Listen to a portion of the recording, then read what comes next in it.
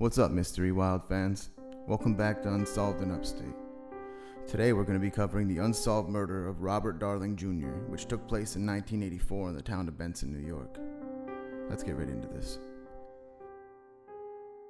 Almost 36 years ago, hunters scouting the heavily wooded area of Hamilton County, just off the north side of Benson Road, came across the body of Robert Darling Jr. The mystery of who killed the man, known to be involved in the Gloversville drug trade and to carry a lot of cash, remains unsolved. Last Tuesday, as part of its cold case initiative, state police featured the case and called for anyone with knowledge of it to let them know. Darling lived on Gloverville's South Arlington Avenue. He was last seen alive the morning of August 3, 1984, by his roommate just before the roommate left for work.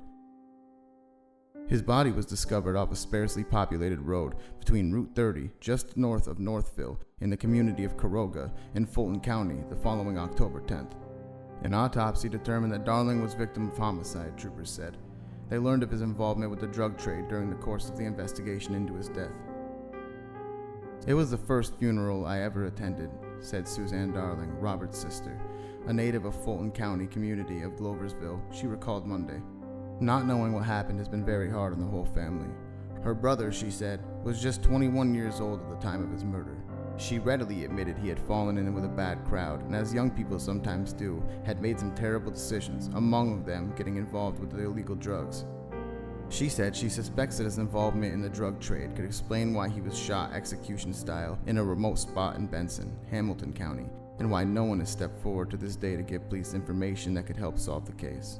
Suzanne Darling, born 2 years ahead of her brother and one of 4 children in her family, said she has been in touch with New York State Police investigators, hoping that their fresh look will bring Robert Darling's killer to justice.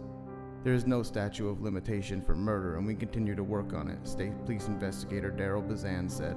"The detectives who originally worked on the investigation retired years ago," he said, "but their notes and files remain available, as does whatever physical evidence was collected at the time," he said.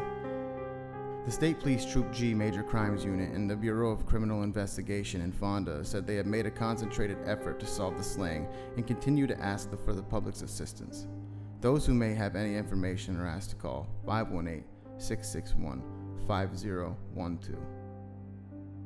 If you enjoyed this video, make sure to hit the like button and subscribe, and don't forget to hit that little bell icon so you can be notified when future videos released. But anyway, what do you guys think happened?